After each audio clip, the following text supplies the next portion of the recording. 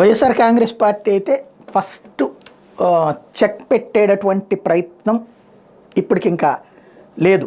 ఎందుకంటే తెలుగుదేశం పార్టీకి ఇప్పటిదాకా చెక్ పెడతా వచ్చింది, జనసేనకి చెక్ పెడతా వచ్చింది, ఎత్తులు పై ఎత్తులు వేస్తూ వచ్చింది. ఇప్పుడు ఫస్ట్ టైం వైసీపీకి చంద్రబాబు ఎదురు చెక్ పెట్టగలిగారు. నరేంద్ర మోడీతో పొత్తు ఎప్పుడైతే అంటే భారతీయ జనతా పార్టీతో పొత్తు ఎప్పుడైతే రన్నింగ్లోకి వస్తుందో ఆటోమేటిక్గా అది వైసీపీకి షాకింగ్ పరిణామం అని చెప్పాలి.